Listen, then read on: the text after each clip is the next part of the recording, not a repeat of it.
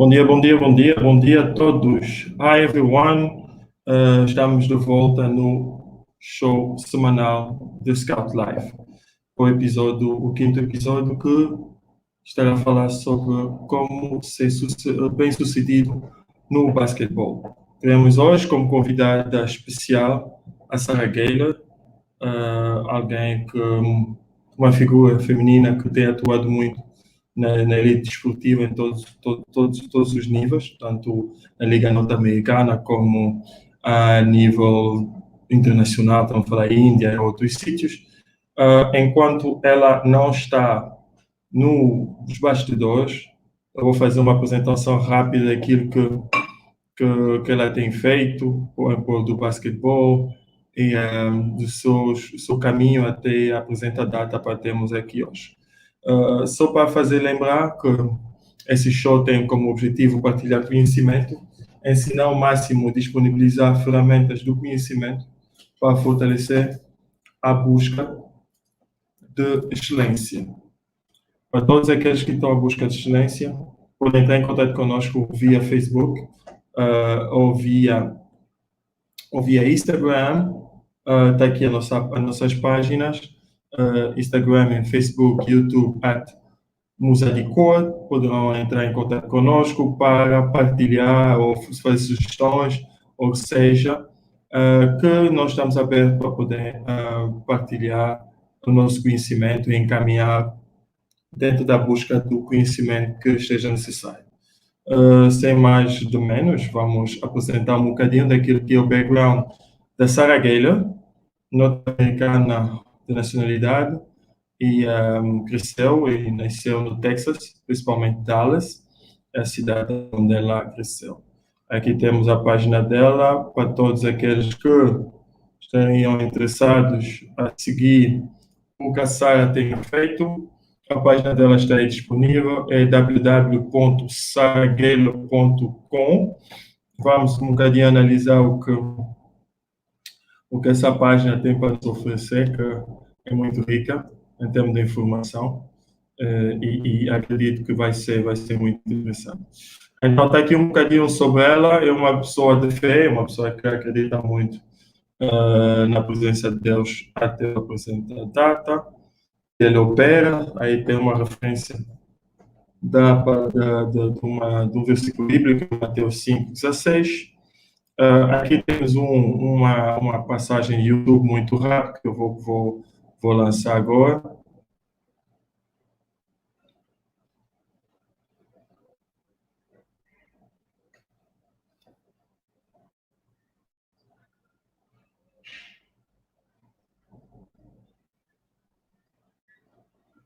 Nesse trecho, que iremos disponibilizar mais abaixo, a Sarah Gaylor fala sobre a sua experiência como treinador no mundo masculino, como treinador feminino no mundo masculino. Aqui ela está, se eu não me engano, a dar treino a uma equipa da D-League, e ela está dando uma entrevista falando sobre aquilo que é essa experiência de poder trabalhar com atletas desse nível e o impacto que ela está a ter sobre eles em todos os aspectos.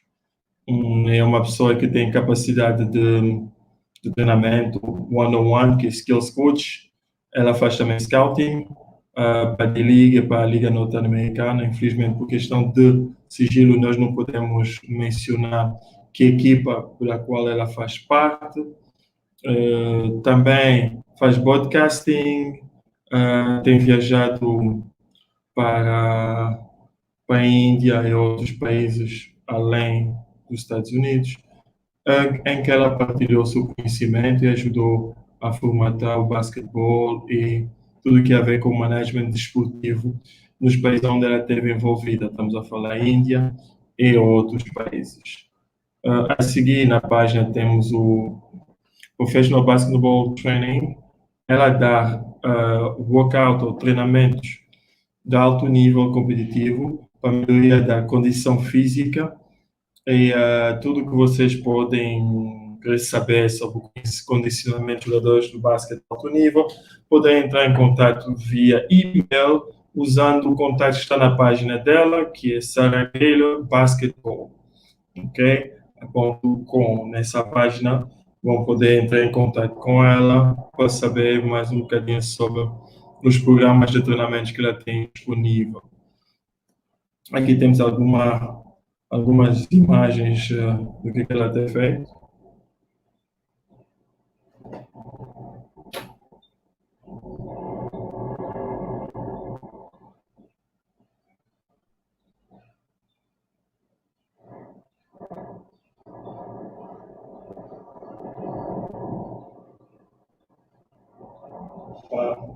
Algumas imagens do que ela tem feito.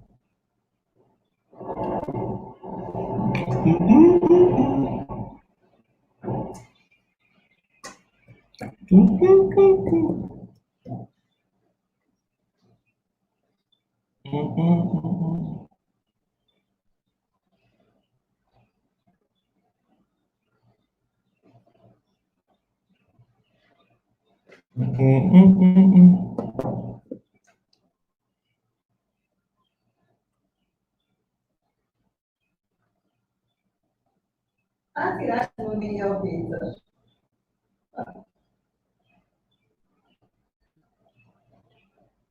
Isso é muito eu, sentado no sofá sozinho. Muito eu.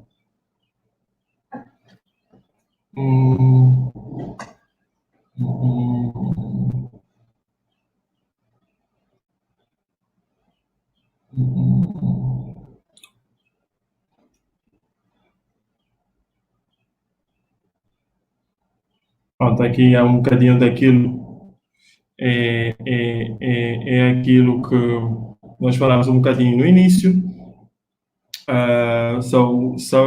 Vou falar um bocadinho em inglês para 10 pessoas que assistam em outras línguas. A Sara tem desenvolvido esses programas de treinamentos individuais já para vários atletas e neste trecho de vídeo estamos a ver um bocadinho o que é o percurso dela, o que ela tem feito dentro daquilo que é o treinamento one-on-one e tem os contactos dela, estão disponíveis para aqueles que estiverem interessados em falar com ela ou entrar em mais pormenor. Poderão fazer pela página dela, saraguelabasketball.com. Também vamos. Deixa eu ver aqui.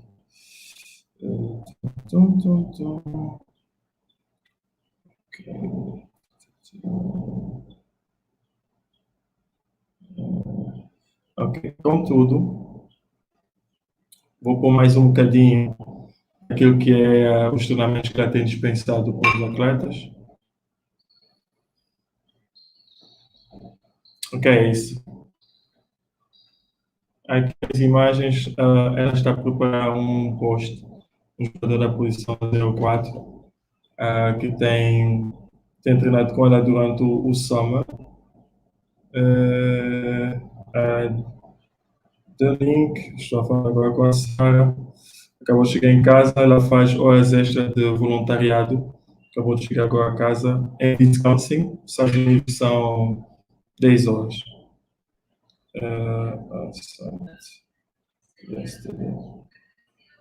Okay. Então, nessa imagem, ela está a trabalhar um extremo na área de lançamento e condicionamento, que é reação, recuperação, bandeja, lançamento, posicionamento, a mecânica e a execução do lançamento. Isso é uma das coisas que ela tem se especializado muito, e que nos últimos 10, 15 anos ela ajudou a elevar esta prática, esse conhecimento para além das fronteiras.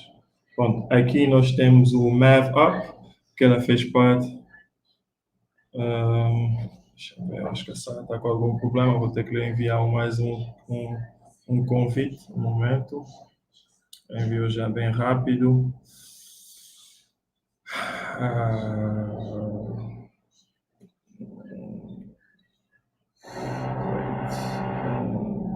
Vou mandar um e-mail para Sara, para ela poder entrar na conversa.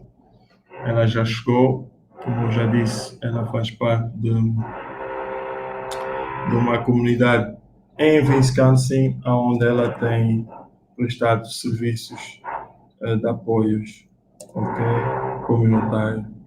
Então, daí o porquê que ela está nessa demora, mas acabei de enviar agora o link, ou seja, o convite para que ela possa estar conosco online. Contudo, eis aí algumas informações sobre a Sarah Gaylor, a nossa convidada de hoje, que poderá preencher um bocadinho essa busca informativa sobre como chegar à excelência, como um jogador pode ser bem sucedido a nível de basquetebol. Deixa eu ver.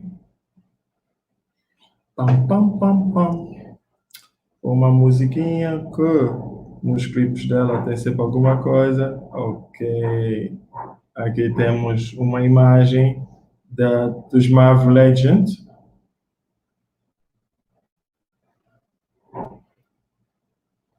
Pam, pam, pam.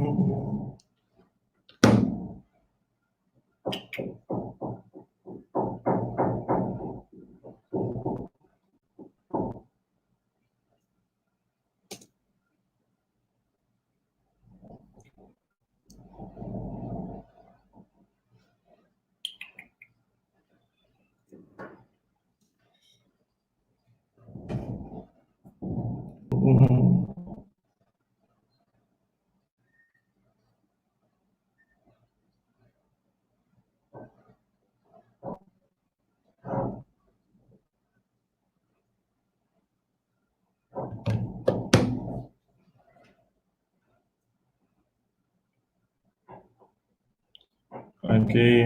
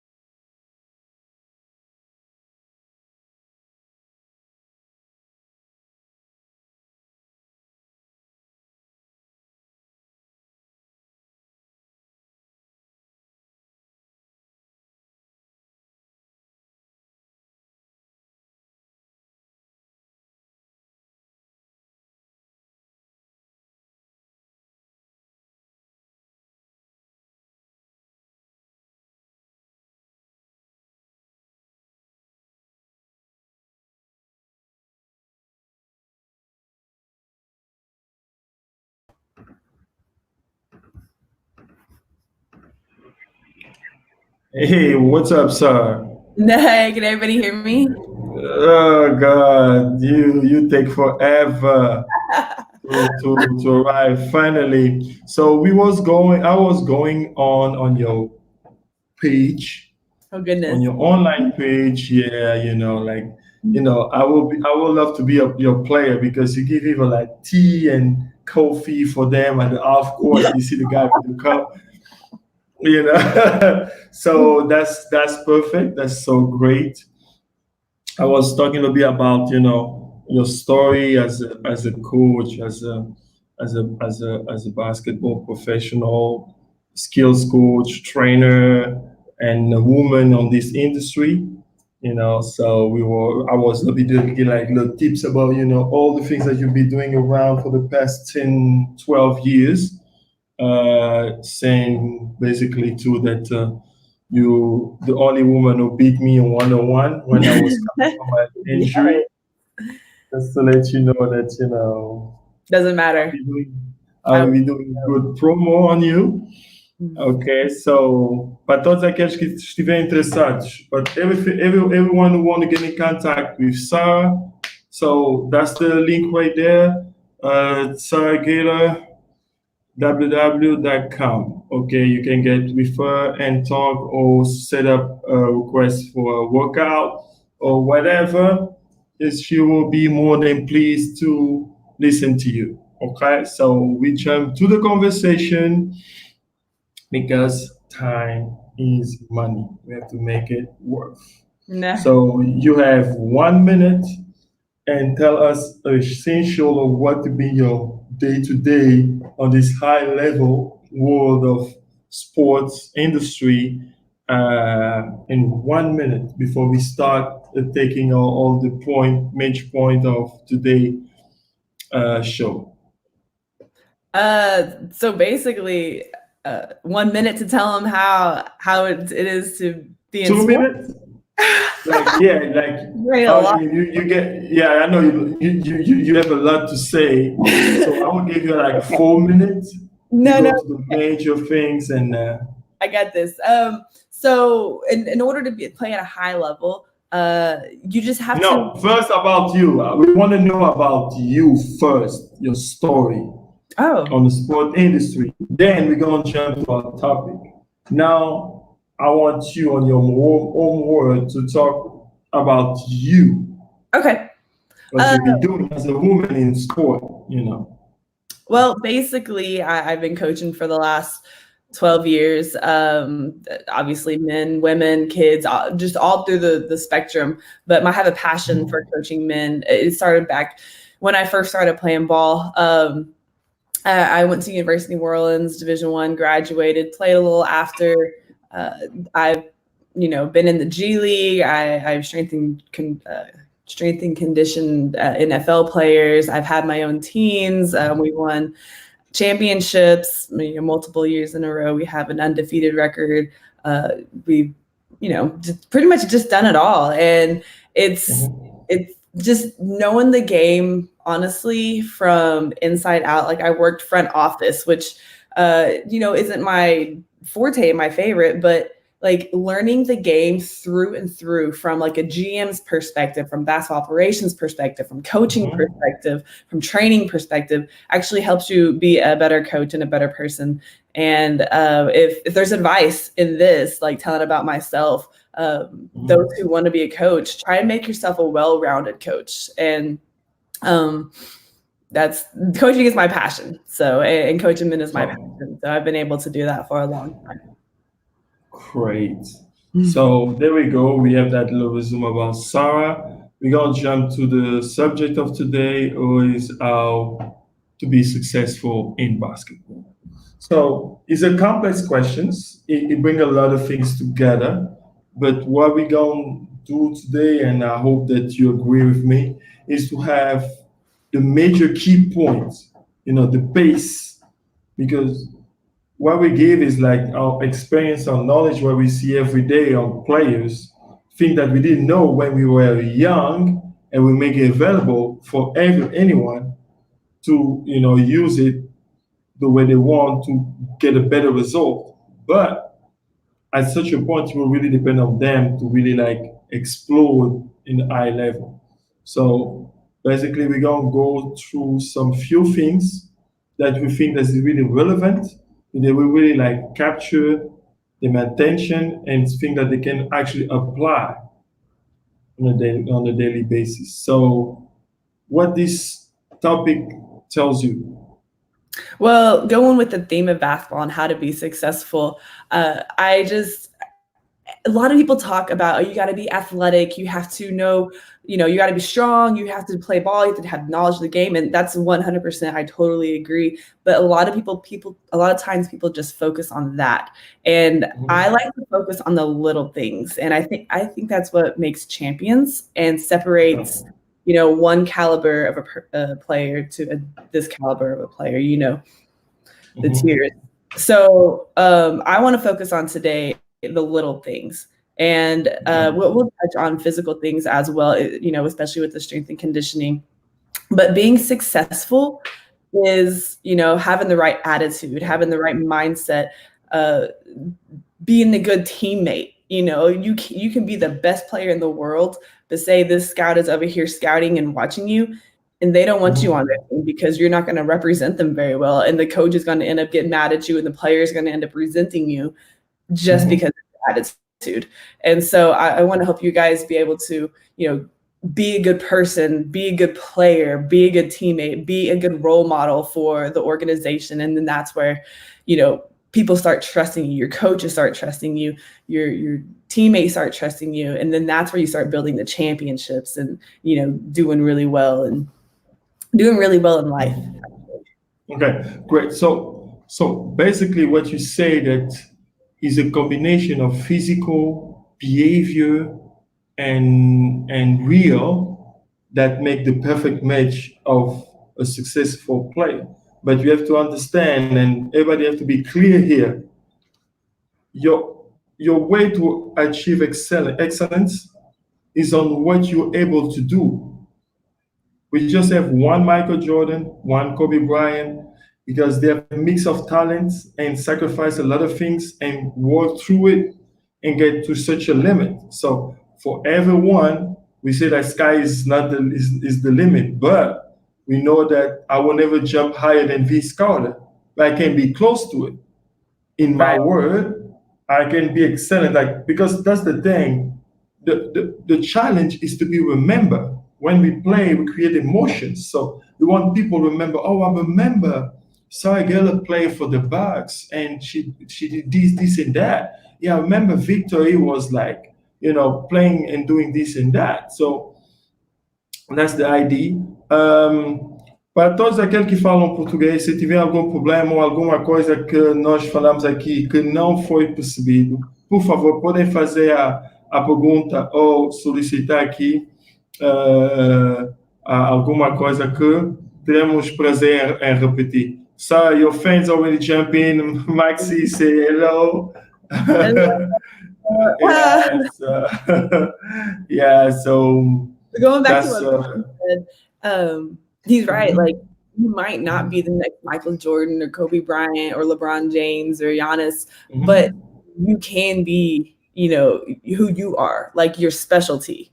And so not only are you going to be known for your specialty, you're going to be known for, wow, kind of like Harden's known for his beard, okay?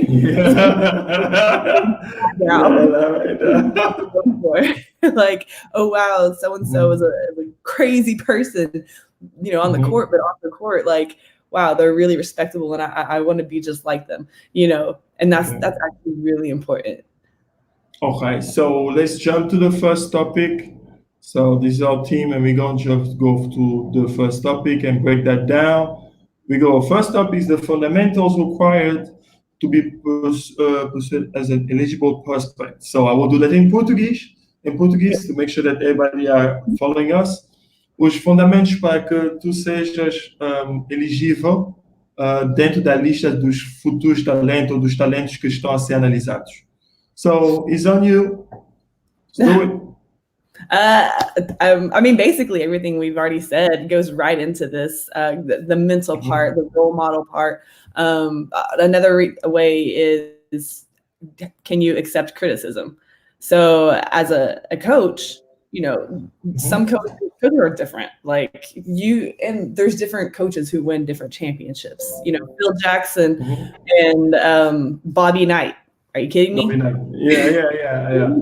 But look, stop right here. This is something that we have to talk, because the name of the show is The Scout. They have to understand, if we go back in the days, like that was like almost 10 years ago, when I told you, hey, I've been learning on how to get certified for Scout. You remember? Scouting stuff, and he was like, oh, that's so cool, I want to know too. And you would jump in and we start doing that, So something that I learned during the course, that was like, you have to understand the philosophy of each coach.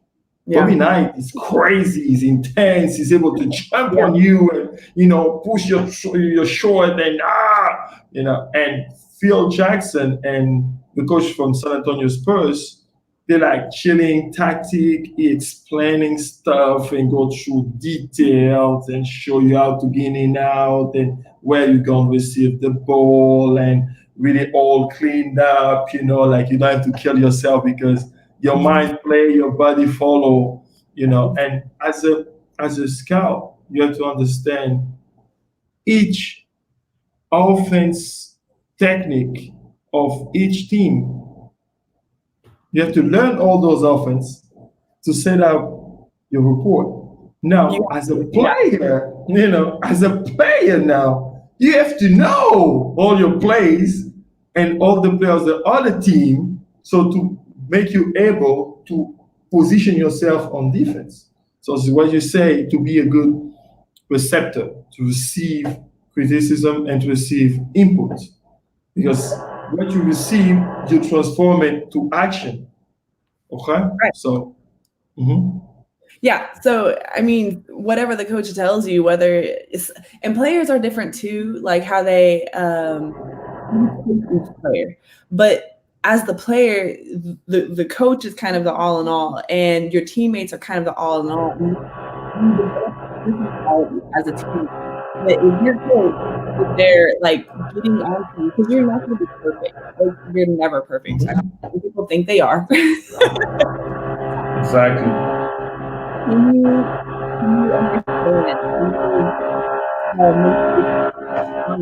to take it like I'm wrong? Why is coach? Maybe the coach is yelling at somebody else, but it doesn't matter. He's getting on you. Can you take that? Can you talk to the coach rather than yelling? Can you take it in? Are you able to communicate well? And that's really important.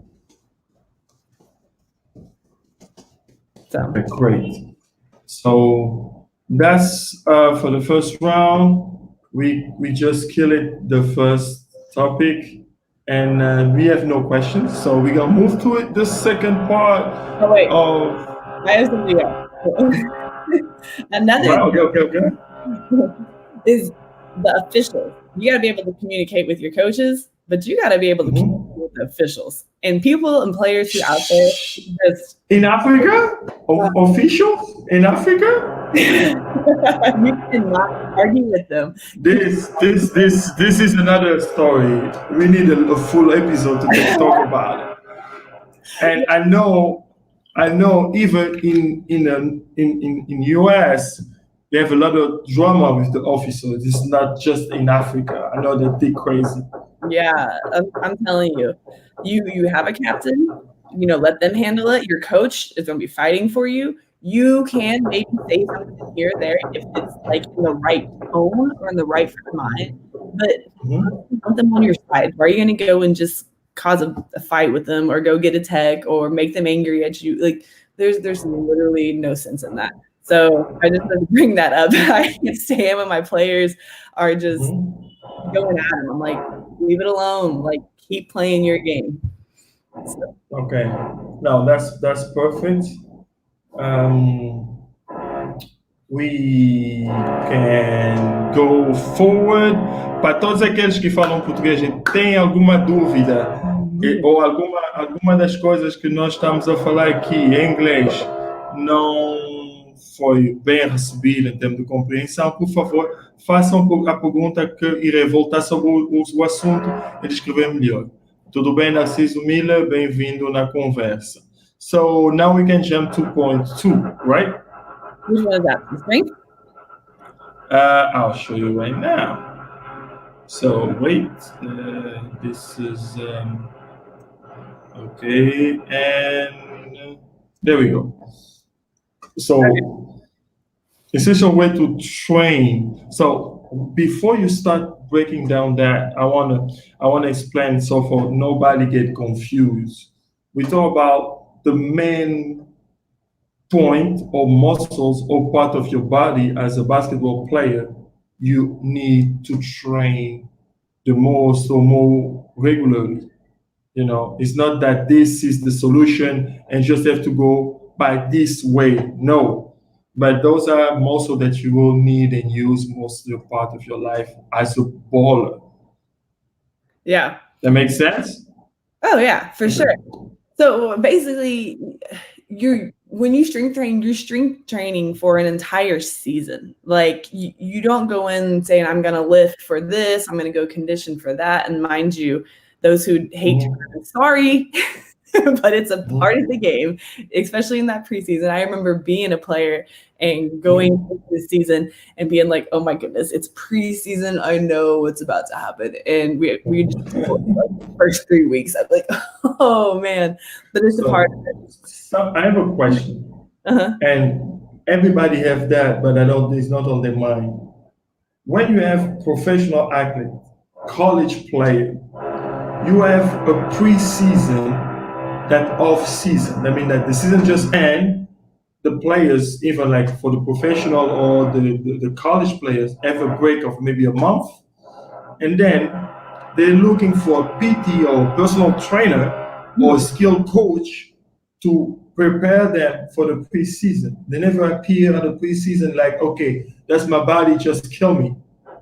Am I right or no? So what are the best moments that can happen, and what are your advice as a strength coach for our African players who have maybe like 4 months Mm-hmm. of no competition? For those who are not going to the national team, it's that is 4 to 5 months without doing nothing. So what will be your advice on essential way to train strength? Well, you never want to take 4 to 5 months off before you're bad idea. You look like me, like done. Okay, so Yeah. but you know what? Like after a long season, like in the NBA with 82 games, and then you have playoffs on top of that, and so like after their season, please take a month off. Now, granted, you can still be active in that month, but your body needs a break. So what I like to do, and trainers are different, like their mindset, but as long as you have a system that works, it's good. Like I like to train really hard 3 weeks. That 4th week, a recovery week, we're still active. We're still doing the same movements. From that, I have one more question right there.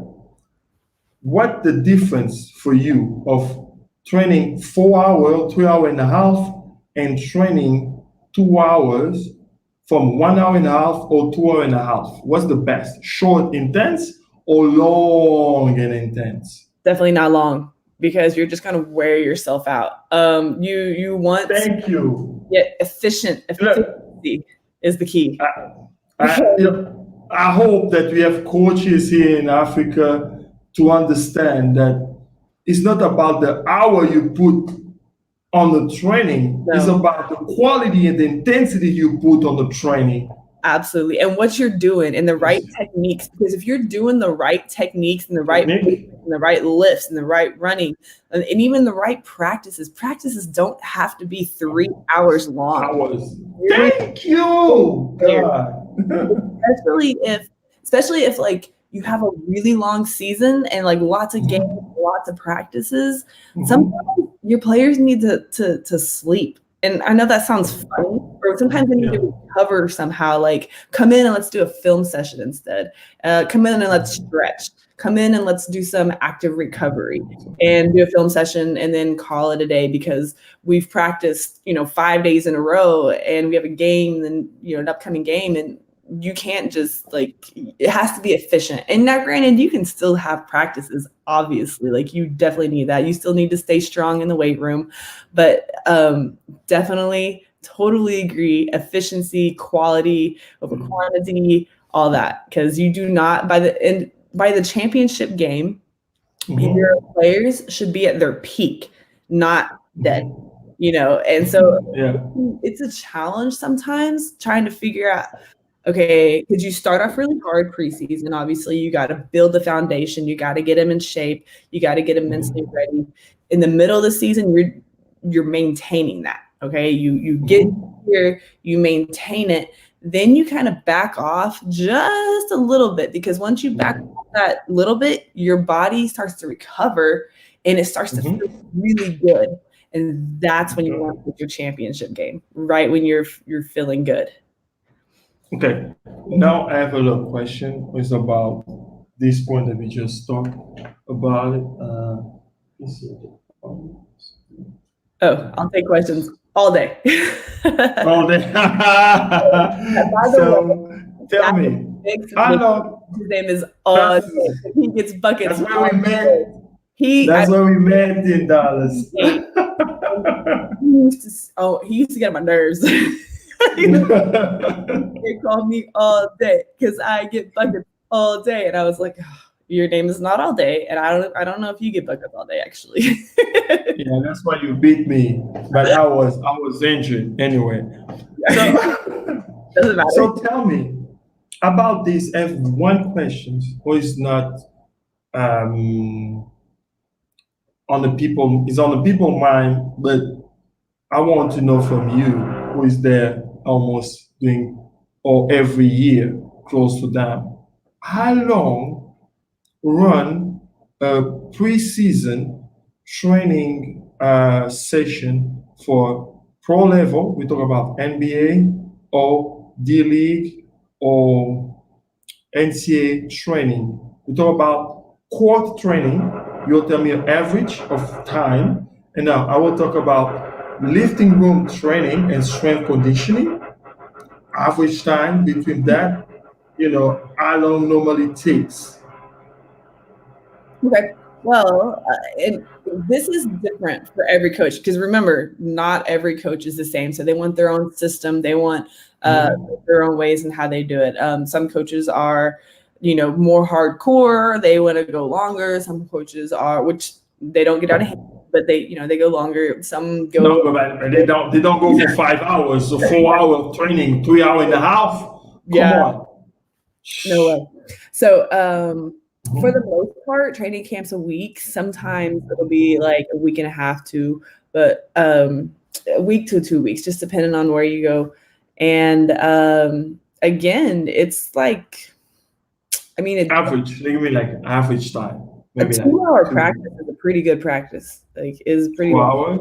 Yeah. For basketball court, we talk about in the court like technique, offense, defense preparation, either ups and down, 3-on-3, ups and down, 5-on-5 or 4-on-4, press, running, conditioning with ball. Okay, well, 2 hour could be a good average middle square, agreement right here. You have to remember it's preseason, and so you have to learn the plays as well. So you got to do all the go throughs. Now, most teams. But it's the duty of the players to know the plays. Absolutely. Hey, that's your duty. You don't want to step up to not know. We don't know, like, Oh yeah. So there was a guy. I don't know, it's like Miami or one of those teams. He came to training camp like 15 pounds overweight, and they just let him go. They're like, we're not even gonna do this. You gotta go lose weight. And so they let him go, and then they gave him like, I don't know, a time limit to come back. And if he wasn't like a certain amount of weight when he came back, they were like, we're not gonna have you. Wait a minute. Okay. Exactly. So that's another thing. That's another thing. Last episode we were talking about law in sport. What have them duty and them rights. So understand when you're pro, this is what you're just talking right now. When you're pro at this level, if you come fat, overweight, they will not begging you or go after you to lose weight. It's your duty to be ready to go. Right. So they were here that they give him a time limit to go under the weight size, the weight that they need to appear in shape, to go running. It's not the team responsibility to go and gain back in shape. Right. It's the team's responsibility to get you to play together. You might have new teammates, new system, different things like that. You might even have a new role, but like you, as a player, you can't just come in and expect them to do everything, because one, that tells them you're lazy, and you don't want a lazy person on your team. So yeah, definitely no. Also, they have lots, and this is, we would have training camp with my teams as well, but we would have like their own workout. So like they'll come in and they have 20 minutes to work on their craft with the coaches. And so like each player's what is craft?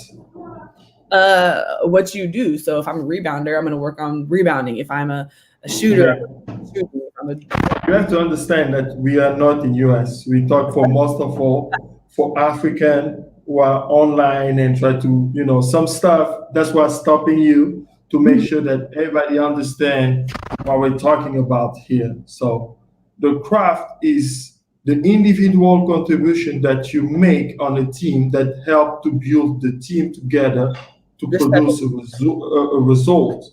Okay, if I Yeah. understand well. Okay, yeah. So So we yeah, just have it's just oh hey. Wabi is Secretary General from FIBA Zone 6.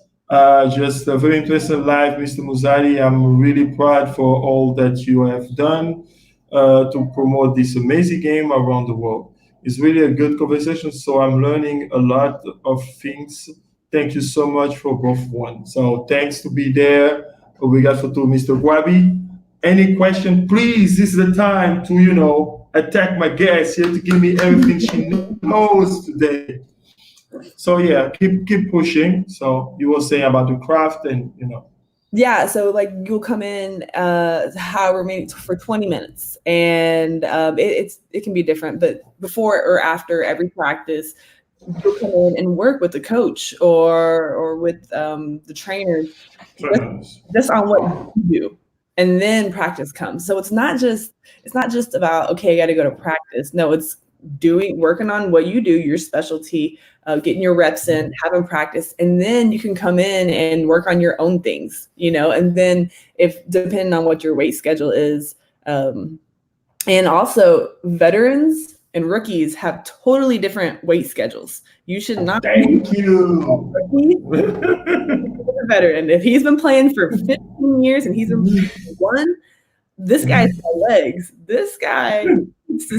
Yeah, this guy, he kind of shaky, but you will get there, Hey, Mohamed Silla, good friend of mine from Gambia, a Kobe fan like me, and just to holler. He live in LA, by the way. LA, Angola, he have his family in LA. So yeah, for sure it's good to have him around, Silla, Mohamed. So yeah, so basically I will wrap it up. Point 2. Wait, I got one more. Strengthening. Okay, please. You the boss. This is your episode. I'm just here drinking water. One thing that I really want to emphasize, you who are looking to strength train and to get stronger, of course, you want to have first of all, in your position, you're gonna lift differently. Like a post player is gonna lift differently than a point guard. Okay, because a post player is more about power, a point guard's more about agility. Okay, so and number 2, of course you want to go hard in building your main muscles, like your biceps, your triceps, your hamstrings, your quads. You want to do all that, but you have got to strengthen your little muscles, your stabilizing muscles. And you might think it's not a big deal, because in order to strengthen your stabilizer muscles, you might be using 5 pounds. I don't look big and strong in the gym. People are going to judge me. No. You have to have good balance. Those are what help you have good balance. So a lot of times when I do my arm movements, I'll have my players stand on one leg. Okay, what is that doing? Well, when you go up and come down from a rebound, you might on one leg, 1, 2. Therefore, you don't want that leg to be weak. You want it to be strong to where you don't tear that ACL, you don't pull a hamstring, you don't. Okay, right here, we just saw on the footage a balanced strength training where you have his core working on a mobile surface. Okay, so this is a concept that I used to talk a lot about my fellow athletes and colleagues here, is to work a lot on the core and stability. And we just have Coach Orlando Simon just say hello, Sarah. Hey. You remember him, right? Yeah, yes. How are you doing? Yeah, okay. So definitely, this is a point really player must to understand. A player like LeBron will work a lot his core. His core must be rocking to be sure that he can actually perform every day, Yeah.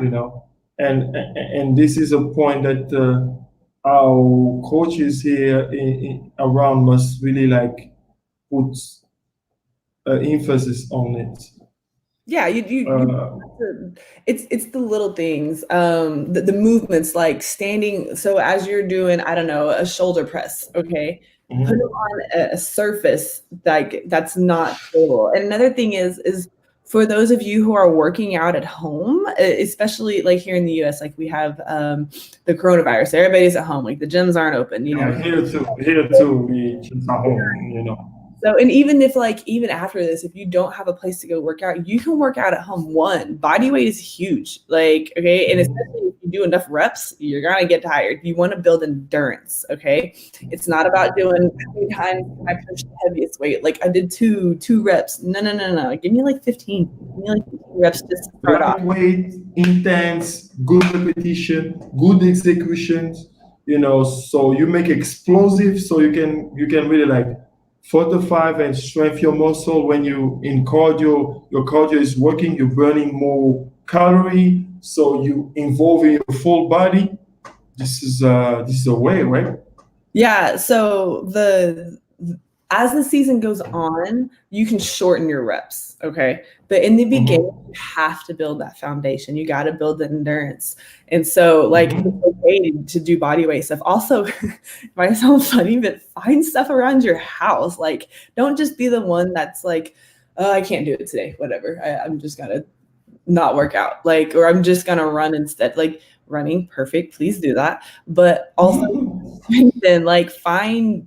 I don't even know what to use as an example, but find something in the house that you can use to stand on, to lift up, or like a chair. I don't know, but at least doing something. Okay. Something. Okay, so good. We don't have a question, so we move to number 2, 1, 2, 3. Wait, we just have a text message notification right here. Coach Orlando, let me put a question on the top. In Europe, usually the coaches say you play like you practice. If the game each time is more quick, intense, and with short period of continuous effort, the person will be like that. I mean that what I want to say is like, okay, the game now is short, intense. You have like react and go and react situation. When you sprint for maybe like 25 meters or less than that, and then you recover and you jump, you bump. So if you practice like you train, that means that if you're training, if I'm wrong, please coach tell me, if your training is intense, that means that your game must be intense as a player. Yeah. So one thing I do in my practices for sure is game-like situations. You have to have game-like situations. So if I put on the clock, 1 minute I'll put like 5 minutes, and we just do, in this 5 minutes, we're going to draw up a play and let's see if we can execute it. We have 24 seconds we're down by 2. We have 24 seconds and we want to get a game winner right here. And so maybe in that 5 minutes, we'll just practice right there. Game winners. Stop. 2 minutes. Give me the composition of those 2 minutes. Game decision, passing, quickness, effort. Everybody has to know IQ. Everybody has to know what they're doing on the court. Decision makers. Who will take the first shot, right? Right. And you can do it with any 2 minutes. So you can line up everybody on the free throw line, and you don't have to put anything on the clock unless you want to put, like, if you're up or down, sometimes you need to put that pressure on them, because in a game you have those pressure moments. And so, right, we have to do better out of free throws. We want to attack. And so having a free throw, we want to get the ball in quick. We need to practice getting in quicker, get it out, jump it in, throw it down. We'll go down and back. And then we just start it all over. You can do it from there. You can do it from, running a press, but you always want to have whatever your team is, needs more practice in, or whatever they face a lot in the games, or whatever they're not very good at, like, put them in that position in practice. And of course you want to go game speed. Like, why would you be practicing game, like, for a game if you're not like, I want to, but all those components must be involved. I mean, like, game decision, who the pyramid of the shooting list. I mean, like, first guy who take the shot is Kobe Bryant or Jordan. Then you have Scottie Pippen, and then you have another one, and then you have another one. That's a scale on the plate. Yeah. When the time is going down, like, so people have to understand that. Yeah. So when the game time comes, they already know what to do. I mean, you don't know what to do per se, because each situation's always going to be different, but they know what to do in the situation. Yeah, and that's what I always do. Coach Z, say hello, Sarah. Coach Z. Hello. For sure, I will have you both discussing those issues with Coach Orlando in one show. Training perspective in different ways. I will definitely have you guys involved in one show. Obrigado, Edvaldo. We're trying to give our best on the show and try to give you guys all the input that is necessary to growing your game. Sarah, so where we at? Well, I have actually one of my friends who's watching sent me a question, and he asked me. You have to send it on the page. You have to comment here so it can pop up. Well, and Stan. Stan, that's Stan. Yo, hey, wait a minute. Stan, big shout out. Good brother of us. I met him through Sarah. He do a lot of great things in basketball. He's like Hitman. Silent as killer, dog. He do video scouting, brought down for the Phoenix Suns. He do a lot of scouting video. He's a guy with the tech and prepare a lot of stuff. He use glass, so he's smart.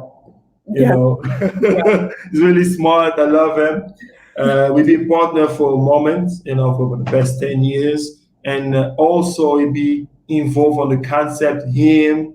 You, Coach Orlando Simões, and on the concept of this show 4 to 5 years ago. So he trust on my idea and believe on me, and by the way, I'm not that crazy at all. So we're here and we finally started also. Stan, big shout out. But next time, please post your question here. So okay, go ahead and respond to him, please. He was asking, what's the difference in training youth and professionals? Like, we're talking a lot about, how to train, but he doesn't know the difference. Is this for the youth or is it for the professionals? And so it's different. I mean, but it's the same. So, like, what you teach is different, because obviously kids, like, they're more fundamental. You have to teach fundamentals, okay? And that's Coach Z right there, fundamentals. That's how you put your legs and you turn around and you look at him and then you,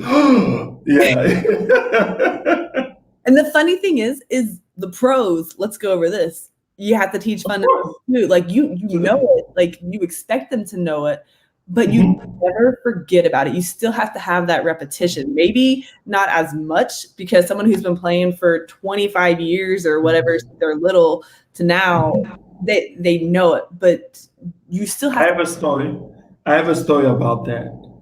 Dallas Mavericks, 2006, jump on the court, on a training session.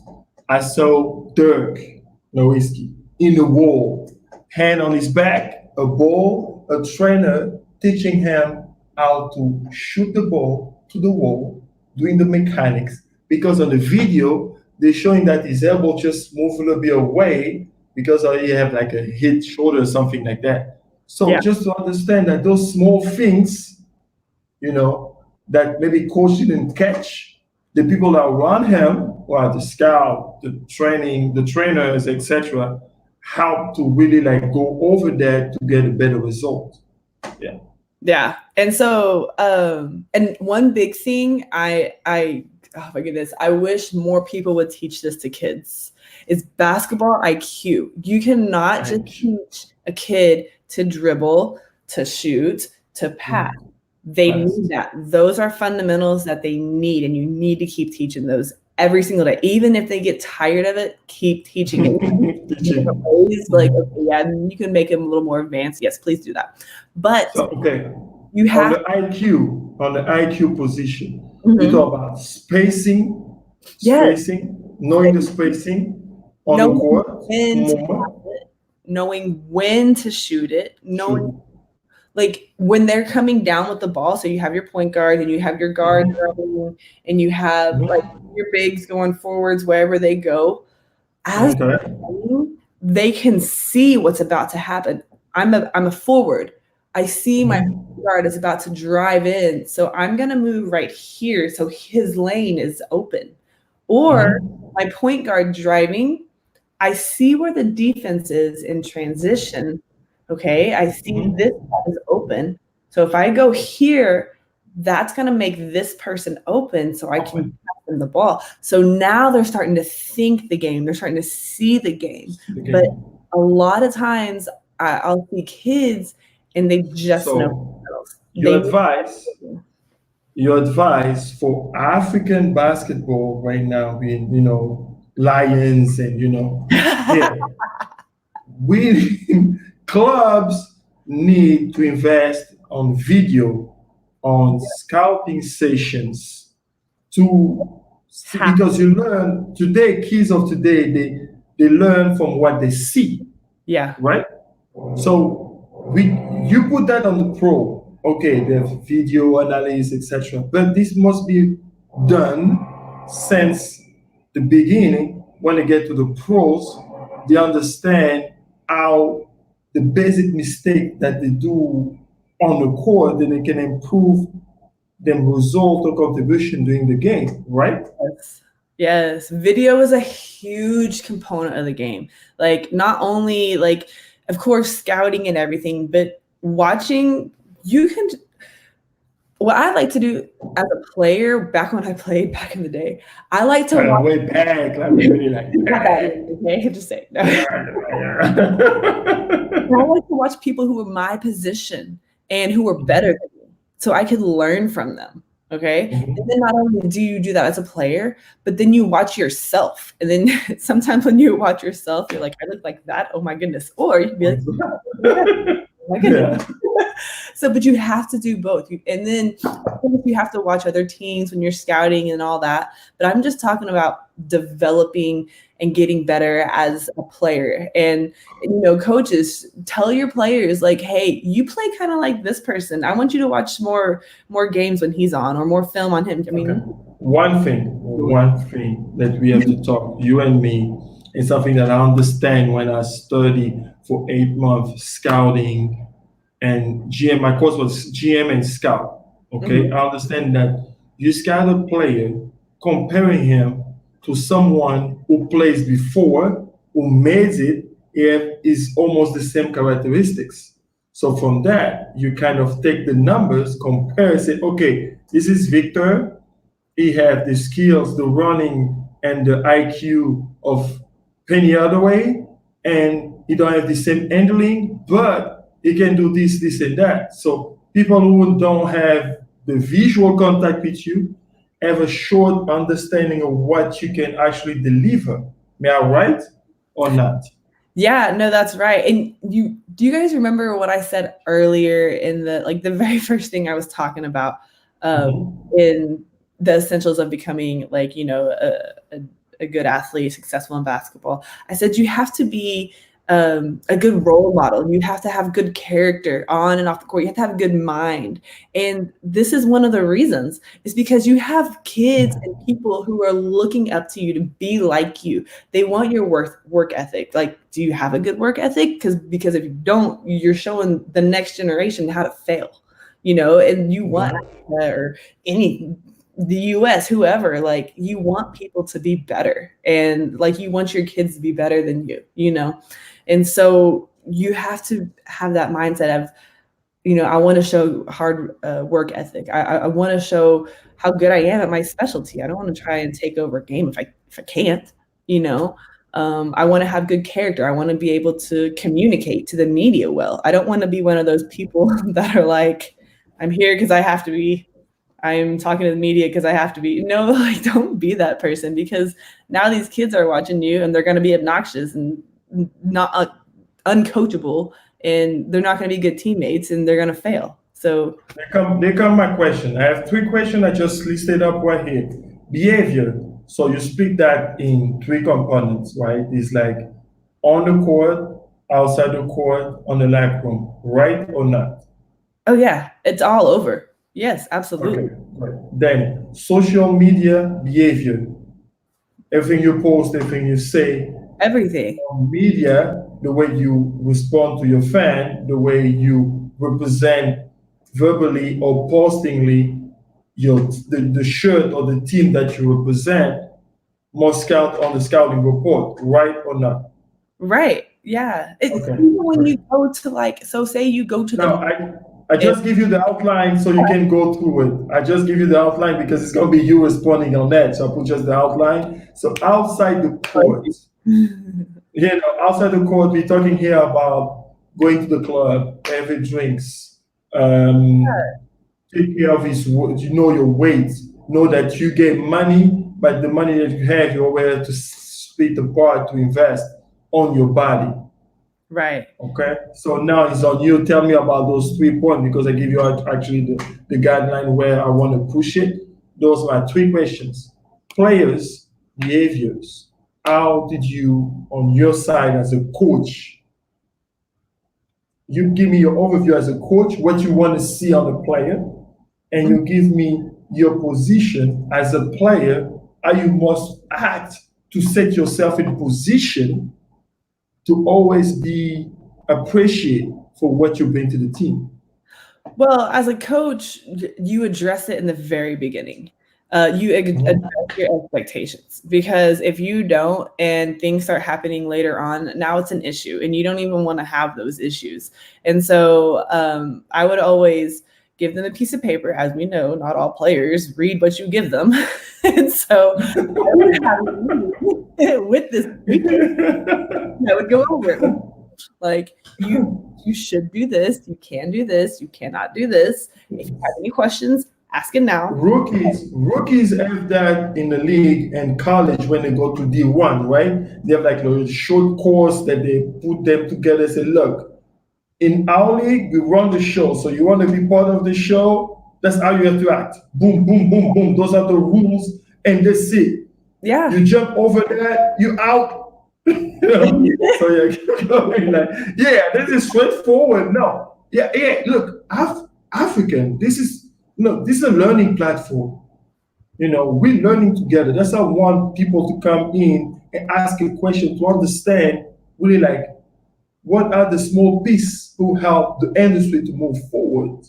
We are in a society who are ruling by rules. Yeah. So it's like sport. What? Like, if you don't do this is my league. This is my team. You don't do that? Yeah. Come in the mix and this is it. Forget about you. And you know what? So a lot of these scouts out here, like, they don't just scout you when you're like in college and doing all this stuff. They're scouting you back like when you're young. Like, and it's not that maybe they're not scouting a player, but they're gonna find out like who you were back then, and like maybe you love to fight. Yeah, you know, you don't respect your mom and stuff like that. Oh, you're always a party animal and stuff. Yeah, you don't want to sit here and do stuff like that. Just not good. We'll just roll with that. Look at this. It's not worth it too, because that's what we have to understand. The industry of sport is not about favor. It's not because you have blue eyes and I will have. It's like, okay, I open the door, but it's depend on you to jump into that door and make the most of you can. So to be the better you, helping me as an owner to win, so I can compensate you for your effort. But I will not go after you to put you in position to deliver. You must be ready to be in shape, always respect the jersey that you have on, all those small rules that make difference, that will help you to be a valuable person. I would. Okay. I want to put something here that you will like, because this is like back on a scouting school usage. So I would Okay? say that. Player usage. I know you will like it. Let me put that right here on the screen. No, this is like we're sharing something really important here. Doesn't matter if you're a soccer player, you ping pong player, you whatever. Ping pong player under the water. You have to understand exists a stats called players usage. Yeah. Okay? So you go forward, I go forward. This is you. Player usage. Tell me what mean. What it means? It means what you're doing with the ball, like how they're using you on the court, like how many touches you get, what I don't know. how you affect the game when you're on the court. So with that, how your game, your actions affecting the game when you're on the court. Yeah. So basically, if I'm an agent, I will go to my players' usage for the full year. Say, okay, my player, LeBron James, average 60% of the point of the team. He played more than 80 minutes of the full 1 million minute, during the full season. He averaged 10 rebounds a game. He made steals and that. He represent on the all pictures 65% of the team. So if I take him out, you win less game, even like be able to go to the finals. So now, me as an agent, I have a stats support that said, look, I want you to pay my guy $2 million, because if you don't, someone will pay because his usage value is that. In Africa, in Africa, we need to understand that. That's what we're sharing now. Everything is tracked. Everything is tracked. Even when you go fast on your car, we track it. Analytics is like everything tracked. Like from the board. So I swear, how many high fives you get? Everything. How many high fives you get? If you're a player that understand, this is the key. Understand, you're a player.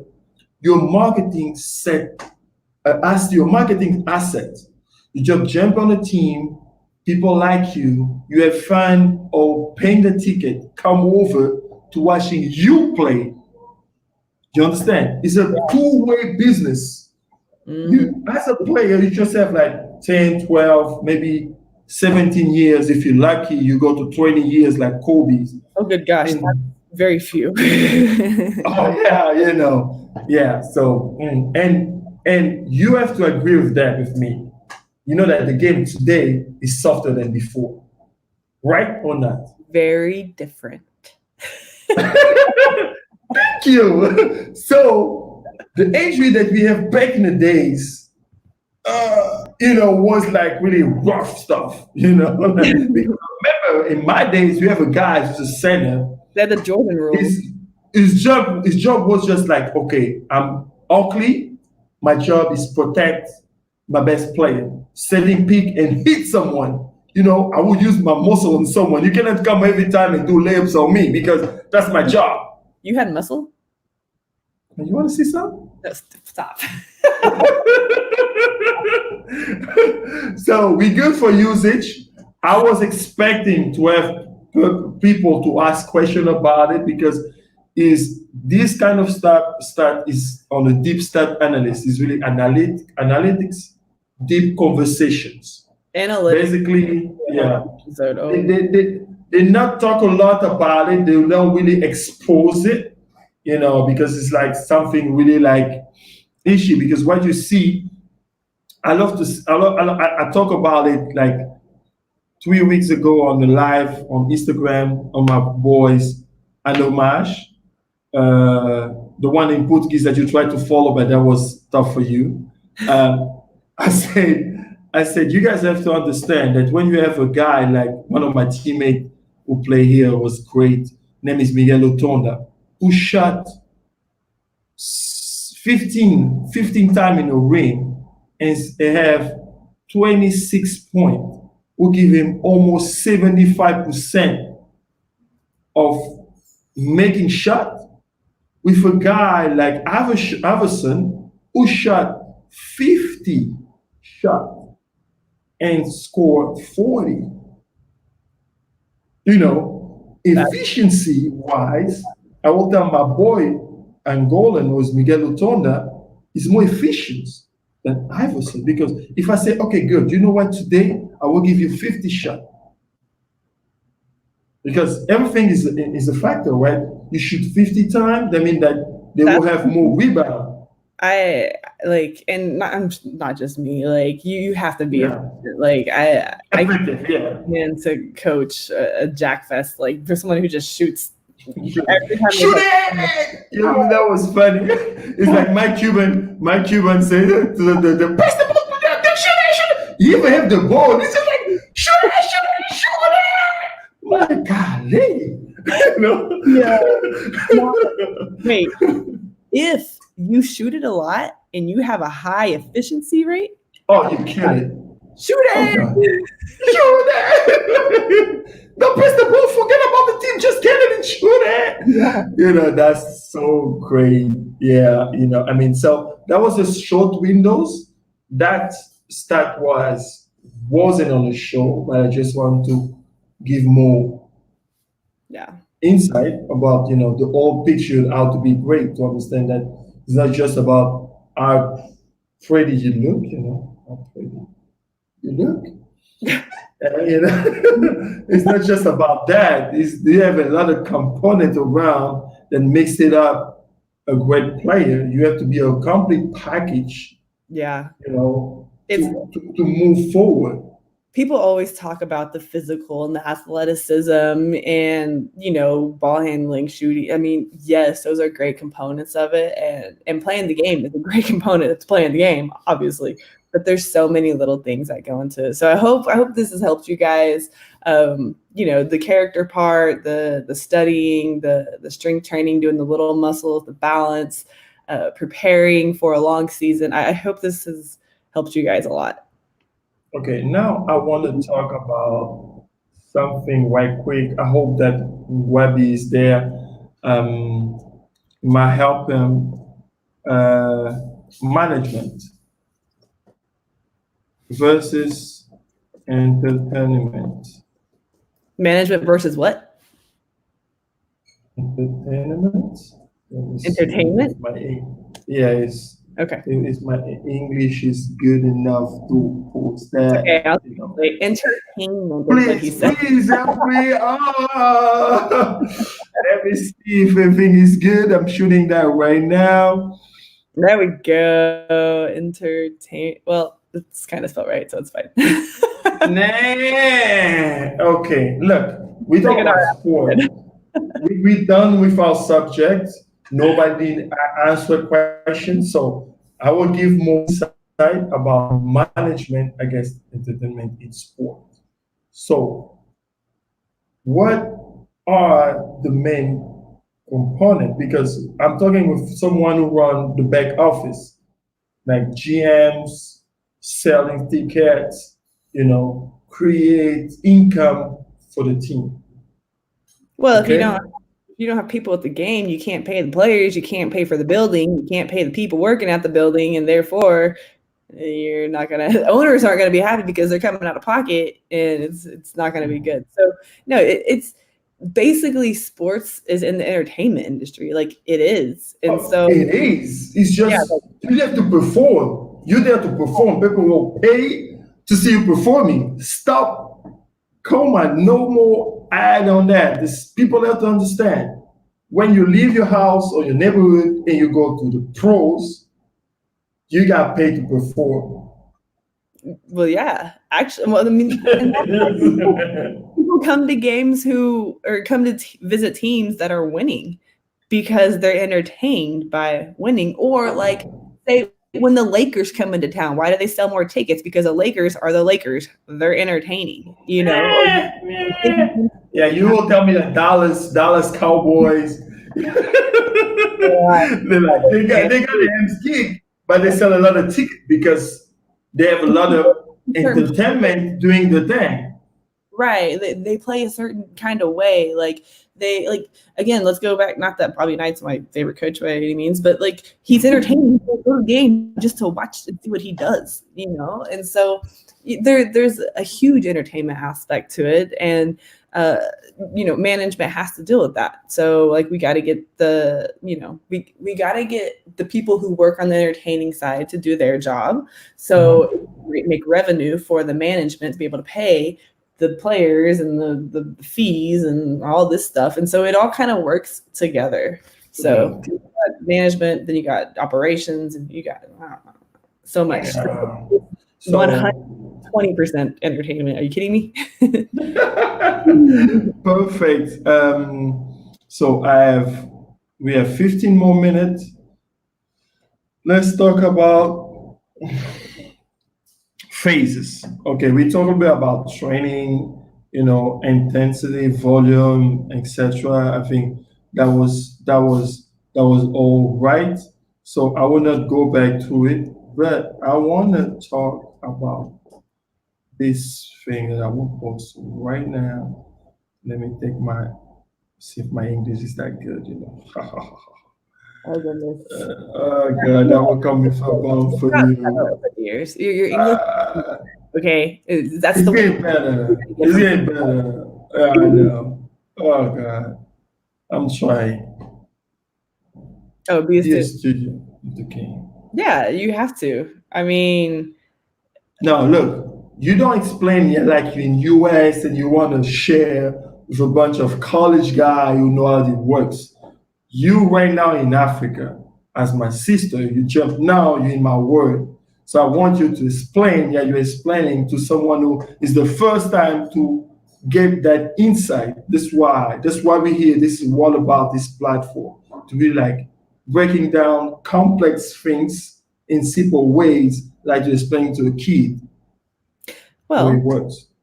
like you Please. said earlier, you study it like from watching game film. Like that's so big. Watching film, and watching it on yourself as well, and breaking it down. And always ask questions and like listen to people when they're talking. Don't just be like, okay.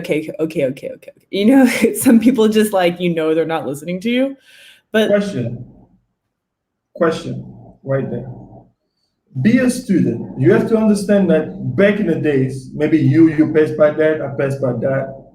When I have a chance to get someone who played the game before me on such a position, it was effective.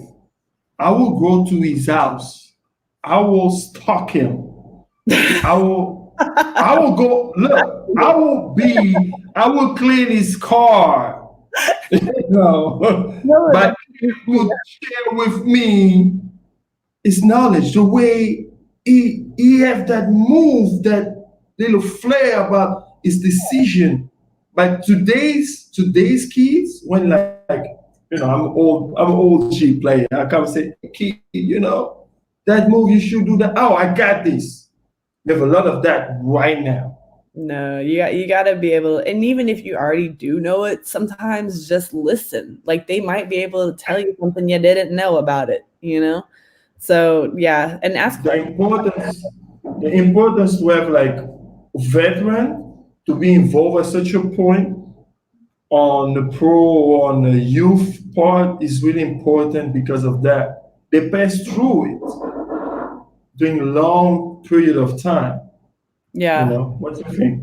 Another thing is like if you're watching film, like you watch it with somebody who knows what they're talking about. Like watch it with a coach, watch it with a trainer. They might see stuff that you don't see. And when you're doing that, be ready to take the criticism. Like, hey, you didn't box out right there. Like, do that next time. And I'd be mad, be like, I just missed one. Okay, yeah, you did miss one. Like, there it is right there. Like, you know, make sure that you can take that criticism. Yeah, okay, I see. I need to get better at that. I thank you for pointing that out. You know? Okay, so for this, the one I know, that's why asking question like that is be a student of the game when the game is split in two, right? You have offense and defense. That means that you cannot put 100% of your IQ on in one side of the balance. You must be able, at least, you will not give 50-50, but at least 55, 58, 40 something. But Vic, it's all about shots. I just want to shoot the ball every time I touch it. What do you mean? But, yeah, I know. But if I treat you like a player, and now I'm an OG, I say, look, think about me. Think about this. If you have a guy who shoot everything he got, he can be on his best on one bad night, shooting 50 times. That means like you can grab 50 rebounds. That's so true. When your stat will pop up, like Scott will be like, what was that machine? Dennis Rodman is back? He just let me work. They will be like, oh shit, Rodman is back. Okay, 50 rebound. Who's that kid? Yep, because Scott will go to your door. They will clean your house. They will find your driver to take you to training. You know, they will feed you, give you water. Don't understand. You know, so that's why it's really important to study the game. You have a guy who he'll never pass the ball. Okay, great.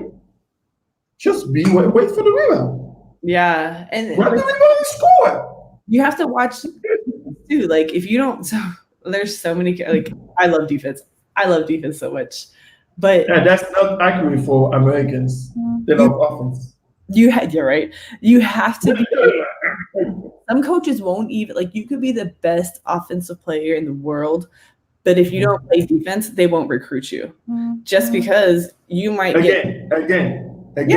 Repeat that. The young kids, you guys have to listen to that defense presence, please. Again. So you might be the best player in the world, but because you don't play defense, you're not getting recruited. Because you might get 25 points a game, but so does your person you're guarding. So therefore, why have you? Like you're zeroed out. Like it's same 25 and 25. You know, so you got to play D. So another thing is keep going. Keep going. You want to be sure to come prepared. Like whether it's to practice, to your own workout, to a game or whatever it is, be prepared. Like as in your body's prepared, you're mentally prepared, have the right things. Like you can't just show up and be like, I'm here. You got Let me see. Yeah, this is really important. Let me put that. What are you doing? I'm putting another question. Wonderful. Okay.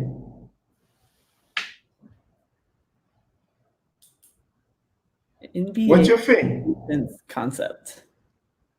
I mean, people have to understand. Look, people have to understand concept. We in Africa we play FIBA rules. Oh, right. I mean that I can have guys rotate on the weak side and be waiting for you to drive every piece of you.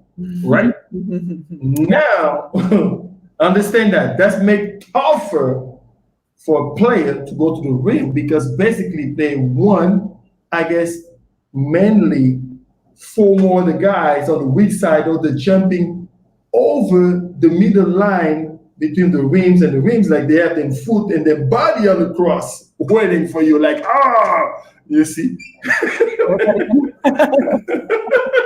Now, to help the offense in the league, because that's why it sells, Showtime, and explain to our viewers the way defense rules stop you to really like help recovering or help fully, in the league the way it works, please. And don't forget to tell that your court is a little bit wider than the FIBA because the 3-point line it just means that you have more space to cover. Well, so you have that's what the importance of defense. So for 1-1, yeah. Tell me. You have the 3 seconds defensive in the lane. 3 seconds defensive lane for defense. You can't be in the lane longer than 3 seconds, or it's a team. Okay, stop. Forget we in Africa.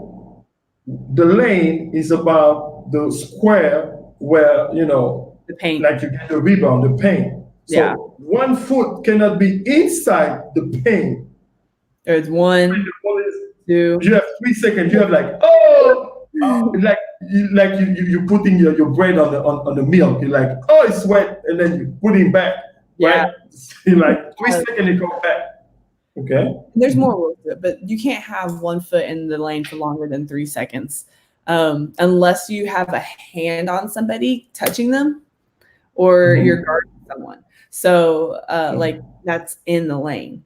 So if your man is over in the corner and the ball in the other corner, you can't have a foot in the lane just because. So you have to be outside the lane. That's why people got dunked on. Yeah.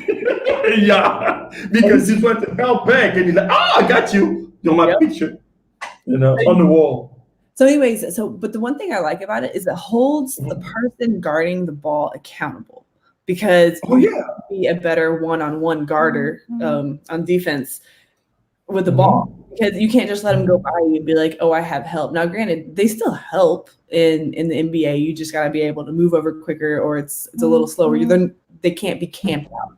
So for that, I want to tell a story about players who have like long reach. So when you have a guy like Paul Gasol or another guy, Bruce Banner? Is Banner? Oh, yeah. The center, what was the name of the guy? He played for the Lakers as a center. He played with the big boy. The big boy have like bad knees. He have long reach. There's lots of those. Yeah. But that year that the Lakers won, you have Paul Gasol like open his hand wide open with him. They was covering side by side the full lane. So that's why during a period when they was both on the court, then defense help was more effective in the league that year. So what I want to say is those small things change the game. As a game is a full entertainment, we sell emotions, we perform, so we need actions. So we let James Harden do 4 steps back to shoot. And we let LeBron grab the ball and work with that. Since he don't get the advantage, he can walk the ball and dribble and order the guy, hey, cut here, move right there. Okay, no, wait, it's my turn. That's an extreme, because even are like, what the heck? Like, you see, like nobody touched him. Like, you see what happened? Yeah. But we're like, no, I see none. Really? Yeah. No. Don't worry, we're working on the officials on that. I saw footage. I want to put that, but I would not have the time. I saw LeBron start the double step in 10 feet away from the basket. His long that leg. Was like, yeah, I know. That was like 1, 2, 3, 4, 5, 6, 7, and dunk it. Everybody was like, ah! And his defense player was like, do you see what he done? They were like, I ain't see nothing. Keep going. And I was like, well, okay, I agree with you. We're work in progress. But this is good. This is not bad. Understand my point. This is good because Africa concept, FIBA rules are so tight that they will never lead you away, go away with that. They will call it. Well, and you will come, an old man will come, be like, oh, This is how you do it. This, no. This, yes. No, this. Okay, you're killing the action. Yeah. We want to see that fire booming, that explosion. Well, But they added the you get that extra step now in FIFA for like the layup. Yeah. yeah, after many years. That's Yeah. just new. That's like 2 years ago, 3 years, something like that.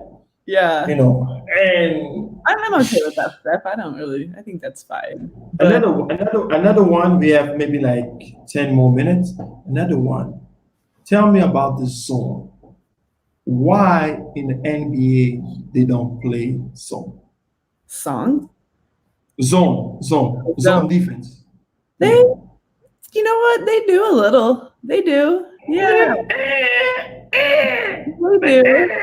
They can't be in the lane. Syracuse, yeah. They can't be in the lane. Oh well, that's college. Yeah. That's college. Oh yeah. Okay, good. I thought about zone press. 1-3-1, 2-1-2. 1 plus X1, 3 or X1. Like zone.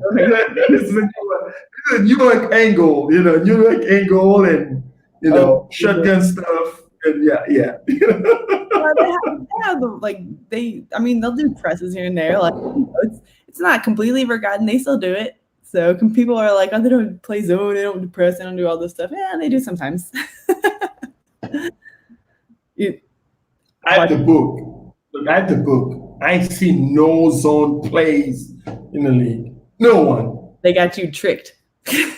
Okay, it's different when you have like a player is old, you don't have the movement and they scare, and because you can do a double team, but you have to go fully to it.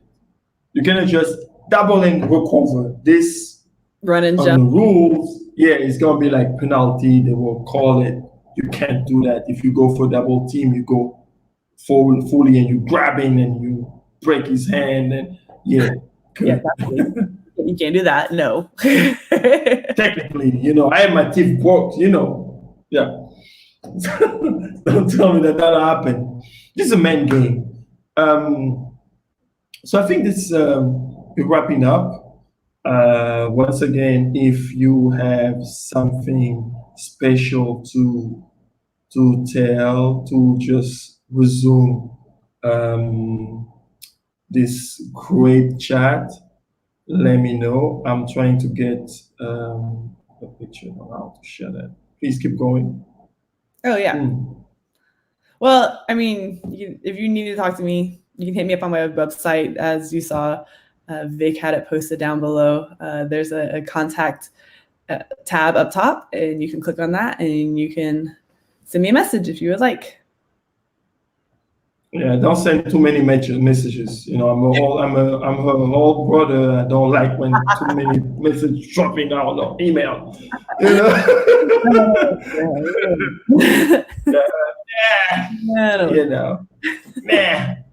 Okay, so guys, our page right here. You can follow us and ask questions. We're gonna be back with Sarah Geller, Mrs. Blue Eyes on Thursday night, 8:30 in Golden Time for more insight about how to be successful in basketball. You're going to go in Instagram for 60 minutes, concise and resume about what you need to know to get successful in basketball. We hope that if you have any questions to the show or this specific episode, please send us message through our social media out there. We're going to prepare content for you, either like word content or PowerPoint, whatever, and send it to you to make sure that you make the most of this quarantine and you learn and you set yourself accountable. When the opportunity will knock the door, you'll be ready to deliver, And it's not easy to bring someone from outside Wisconsin to, answer all my questions because I was really, putting pressure, like some pressure on her. And it's gonna be fun. Hi Lillian, thanks again for being there and support. She will be one of our guests in the next 2 weeks. People just popping up right now. Ali, how are you? Welcome. We just closing the show. But if you have any question about the topic, when you see the whole live video report, send us message. Tell us what you need and how we can help. We'll be more than pleased to, create something that suits your need and actually help you to grow. Please start wrapping up. This is you're my guest. Give us your last word so we can push that forward for Thursday night on Instagram. Well, I just want to thank you, Vic, for letting me be on the show. I had a lot of fun. That's your show. We built that almost together. You helped me shape it up. So Sarah, for letting you be on your own show. And I enjoyed talking to everybody. Thank you for all the feedback. And I am looking forward to, talking to you guys in the future. Remember? In the future, Thursday, Yes. on Thursday, just to make sure to remember, it's going to be Thursday night on Instagram. And let me put just Sarah website right here. Her email is on there too. Okay, if you guys want to get in contact with her or get extra tips or a workout, it's going to be tough to traveling from Africa and go to Wisconsin right now. But that's what's up. Thanks again for everybody who were on the show. So it's been a pleasure. It's good to have you as a friend, as a partner. I know that we're going to do a lot of things together and still we're going to play you and beat you because I was coming up from... I'm 1-0 forever. And I let you play with Stern. Stern can be your teammate. I will beat you both. So, just to let you know, our program will be Thursday night with Sarah Geller on Instagram live, 8:30 Angolan Eastern Time. And on Friday, firsthand, we're going to have the King of 3-on-3. Dusan Bullet will be our guest. He will share, all his secret about how he been named the King of 3-on-3 FIBA for the past years. He have beat USA for many times, touching on your crowd. He's a great guy. He has a lot of things to say about, his journey in Novi Sad when he was playing Slovenia 5-on-5 and he switched for 3-on-3, how he made it. So he will be our guest on next Saturday, same time. So prepare yourself. It's going to be great to have him. It's going to be fun. Yeah, the guy can play. You see, he got that little move. You see, you can play. You can play, can shot, but you have a good shot too. I remember you got the little white shot, Used to be great. He used to be like, oh yeah, we old now. So this is it.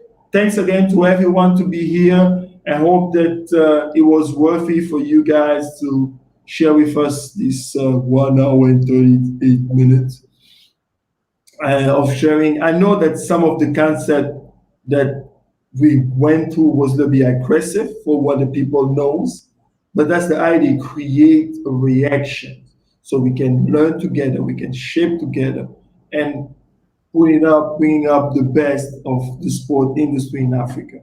So my name is Victor Muzadi. I was the host for today with my pretty tough 8-pack friend, Sarah Geller. Thanks again and see you guys on Thursday. We're waiting for your questions. Please be there. All right. See you later. Bye. Bye. Bye.